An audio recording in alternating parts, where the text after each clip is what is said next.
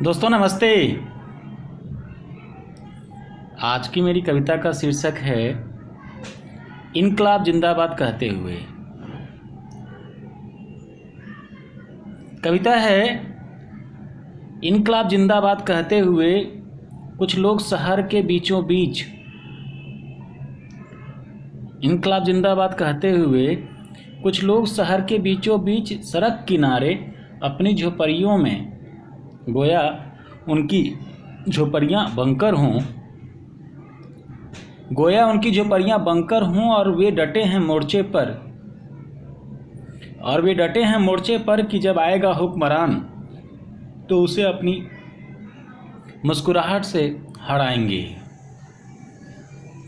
इनकलाब जिंदाबाद कहते हुए कुछ लोग शहर के बीचों बीच सड़क किनारे अपनी झोपड़ियों में, गोया उनकी झोपड़ियाँ बंकर हों, और वे डटे हैं मोर्चे पर कि जब आएगा हुक्मरान तो उसे अपनी मुस्कुराहट से हराएंगे। इनकलाब जिंदाबाद कहते हुए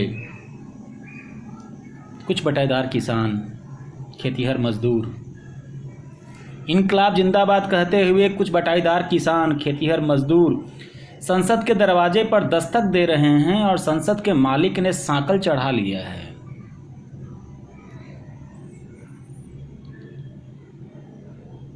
इनकलाब जिंदाबाद कहते हुए कुछ बटाईदार किसान, खेतीहर मजदूर संसद के दरवाजे पर दस्तक दे रहे हैं और संसद के मालिक ने सांकल चढ़ा लिया है और कानों में ठूस ली है रुई। लेकिन अनाज हाथों में लिए किसान मानने को तैयार ही नहीं। मानने को तैयार ही नहीं कि डेमोक्रेसी में राजा बहरा और अंधा भी होता है।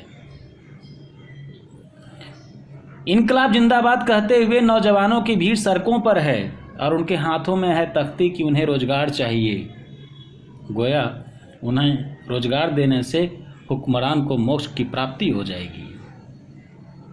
इनकलाब जिंदाबाद कहते हुए नौजवानों की भीड़ सड़कों पर है और उनके हाथों में है तख्ती कि उन्हें रोजगार चाहिए, गोया उन्हें रोजगार देने से हुक्मरान को मोक्ष की प्राप्ति हो जाएगी। इनकलाब जिंदाबाद कहते हुए बलात्कार पीड़िता औरतें अदालतों में खड़ी हैं। इनकलाब जिंदाबाद कहते हुए बलात्कार पीड़िता औरतें अदालतों में खड़ी हैं, इस विश्वास के साथ कि अदालतों की दीद का पानी सूखा नहीं है। इनकलाब जिंदाबाद करते हुए बलात्कार पीड़िता औरतें अदालतों में इस विश्वास के साथ खड़ी हैं कि अदालत की दीद का पानी सूखा नहीं है, गोया अदालतों के पास होते हैं अपने कान, अपनी आँखें और अपनी जुबान।